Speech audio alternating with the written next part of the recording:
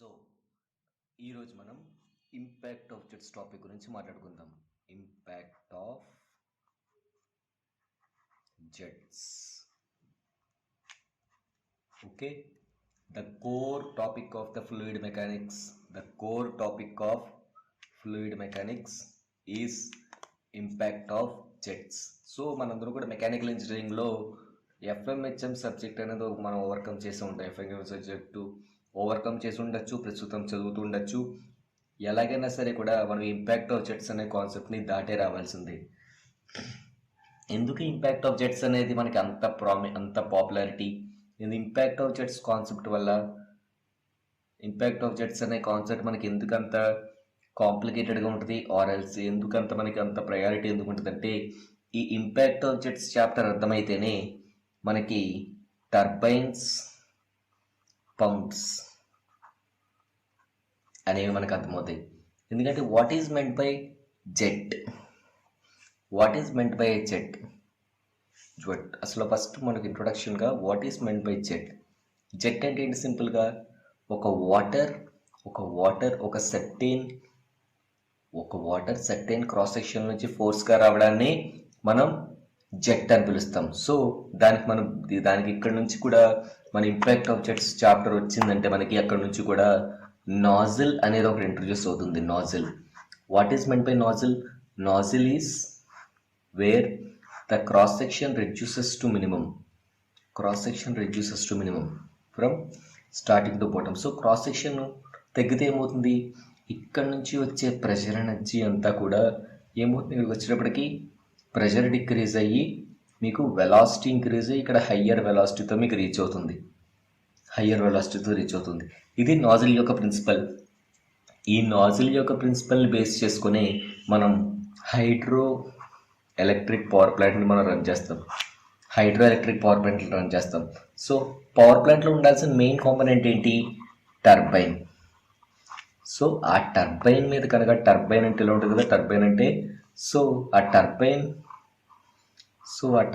Wheel మీద high pressure, high velocity ఉన్న నాజిల్ని strike చేస్తే ఈ టర్బైన్ రొటేట్ అవుతుంది. అండ్ ఈ టర్బైన్ కనెక్ట్ అయి ఉన్న జనరేటర్కి కనెక్ట్ చేస్తాం. సో ఈ టర్బైన్ ఒక జనరేటర్ కనెక్ట్ అయి ఉంటుంది. సో ఈ టర్బైన్ రొటేట్ అయితే జనరేటర్ రొటేట్ అయ్యి మనకి పవర్ ప్రొడక్షన్ జరుగుతుంది. సో హైడ్రో ఎలక్ట్రిక్ పవర్ ప్లాంట్లో మెయిన్ మనకు కావాల్సింది ఏంటంటే ఒక వాటర్ నాజిల్ కావాలి. ఆ వాటర్ నాజిల్ ఒక టర్బైన్ మీద స్ట్రైక్ చేయాలి. అప్పుడు ఆ టర్బైన్ రొటేట్ అయిన తర్వాత మనకి పవర్ ప్రొడ్యూస్ అవుతుంది.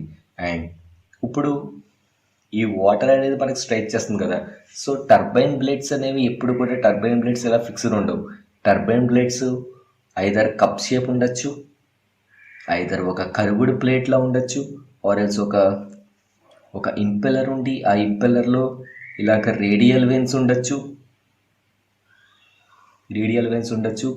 చాలా రకాలుగా ఉండొచ్చు impeller shapes and turbine shapes అనేవి చాలా రకాలుగా ఉంటాయి.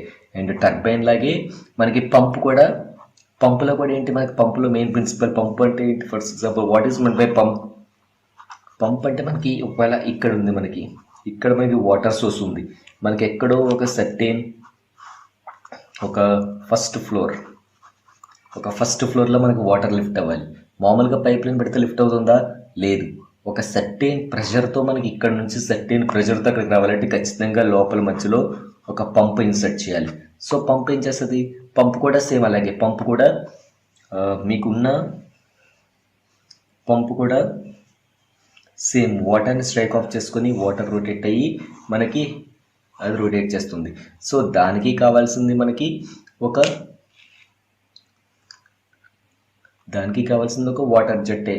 సో ఈ వాటర్ జెట్ గురించి చదువుకోవడానికి మనకి జెట్స్ అని చదువుకోవడం వల్ల మనకి టర్బైన్స్, పంప్స్ అనే గురించి బాగా తెలుస్తాయి.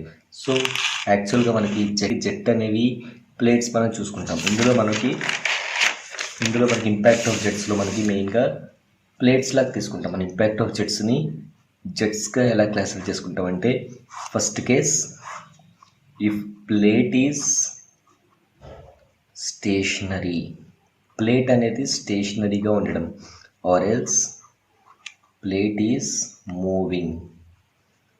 అంటే జెట్ స్ట్రైక్ అయిన తర్వాత ప్లేట్ స్టేషనరీగా ఉంటే ఎలాంటి కండిషన్, ప్లేట్ మూవ్ అయితే ఎలాంటి కండిషన్ అనేది తీసుకుంటాం. So what if plate is stationary? Plate is స్టేషనరీలో మళ్ళీ కేసెస్ ఉంటాయి. If plate is vertically stationary, if plate is incline, or if plate is curved. And ఇందులో కూడా same cases, vertical, incline and curve. Okay, vertical, incline and curve. So ఈ కేసెస్లో first మనం study చేస్తుంటాం మనకి వెలాసిటీ అనేది ఎలా మారుతున్నది, ఆ జెట్ మీదకి ఎంత ఫోర్స్ పడుతుంది, వాటర్ ఫోర్స్ ఎంత పడుతుంది, జెట్ మీద వాటర్ ఫోర్స్ ఎంత ఫోర్స్ స్ట్రైక్ అవుతుంది, దాని మీదకి వచ్చే వర్క్ డన్ ఎంత, అవన్నీ తెలుసుకుంటాం. సో వెర్టికల్ అంటే సింపుల్గా శాంపుల్ ఇంట్రొడక్షన్ టాపిక్ కాబట్టి శాంపుల్ మనం డయాగ్రామ్ గురించి తెలుసుకుందాం. సో వెర్టికల్ ప్లేట్ అంటే దాని యొక్క పొజిషనింగ్ ఎలా ఉంటుందంటే, మనకి ఇక్కడ నాజిల్ ఉంటే, ఇక్కడ ఒక నాజిల్ ఉంటే, ఈ నాజిల్కి ఒక వెర్టికల్ ప్లేట్ జస్ట్ ఇలా వెర్టికల్ ప్లేట్ అనేది ఫిక్స్ అయి ఉంటుంది అంతే. ఫిక్స్డ్ వెర్టికల్ ప్లేట్ ఫిక్స్ అయి ఉంటుంది అంతే, జస్ట్ వెర్టికల్ అంటే. ఇంక్లైన్ అంటే ఏంటంటే మనకి నాజిల్ ఉన్న టైంలో అది ఒక సర్టెన్ యాంగిల్తో టిల్ట్ అయి ఉంటుంది, సర్టెన్ యాంగిల్తో ఫిక్స్ అయి ఉంటుంది అనమాట. సో అది జెట్కి సర్టెన్ యాంగిల్లో ఉంటుంది. అండ్ కర్వుడ్లోకి వచ్చేటప్పటికి కర్వుడ్ మనం ఇలా పొజిషన్ చేయలేం. కర్వుడ్ని మనం కొన్ని రకాల position, if curved plate two టైప్స్గా మనం పొజిషన్ చేయొచ్చు. If water strikes at center of plate, or if water strikes tangentially. So ఇలా మనం టూ టైమ్స్లో దాన్ని క్లాసిఫై చేయొచ్చు. So if water strikes the curved plate అంటే ఏంటంటే మనకు ఒక సర్టెన్ కర్వ్డ్ యాంగిల్లో ఉంటుంది మనకి ప్లేట్ అనేది, ఇలా కర్వ్డ్ ప్లేట్లో ఉంటుంది. ఈ టైప్ ప్లేటే మనకి ఎక్కువగా మనకి టర్బైన్స్లో కానీ పంప్స్లో కానీ యూజ్ చేసే ప్లేట్ ఏంటంటే కర్వ్డ్ ప్లేటే.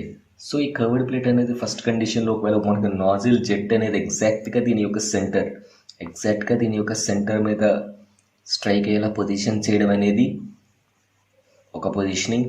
ఆర్ సెకండ్ పొజిషనింగ్ ఏంటంటే ట్యాంజెన్షియల్ ఏంటంటే ఇక్కడ నుంచి ట్యాంజెన్షియల్కి ఎంటర్ అయ్యి ట్యాంజెన్షియల్కి అవుట్ అవ్వడం. అండ్ ఇలా కూడా పొజిషన్ చేయొచ్చు, ట్యాంజెన్షియల్కి ఎంటర్ అయ్యి ట్యాంజెన్షియల్గా అవుట్ అవ్వడం. ఇలా టూ టైమ్స్ పొజిషన్ చేయొచ్చు. అండ్ మూవింగ్లో కూడా సేమ్ కేసెస్ ఉంటాయి. అండ్ రెండింటికి ఫార్ములాస్ కూడా ఉంటాయి. And remember it guys. So ఇదే దీని యొక్క basic introduction. So jets and plate stationary, places vertical, incline, కర్వ్డ్లో మళ్ళీ టూ కేసెస్. అండ్ ఇవే ఒక్కసారి మనకి క్లారిటీగా అర్థమైతే ఆ తర్వాత ఇవి ఈజీగా అర్థమవుతాయి. ఆ తర్వాత ఇవన్నీ మనకి ఫార్ములాస్ ప్లాట్ చేయడం వస్తే కనుక అప్పుడు మనం రేడియల్లీ కర్వ్డ్ వెయిన్స్కి ఎలా మనకి ఇంపాక్ట్ ఆఫ్ జెట్స్ ఫోర్స్ ఉంటుంది, అండ్ సిరీస్ ఆఫ్ వెయిన్స్ మీద ఎలా ఇంపాక్ట్ ఉంటుందో మనం క్లియర్ కట్గా మనం తెలుసుకోవచ్చు. And so impact of jets అనే కాన్సెప్ట్ మాత్రం ఎప్పుడు మిస్లీడ్ చేయొద్దు.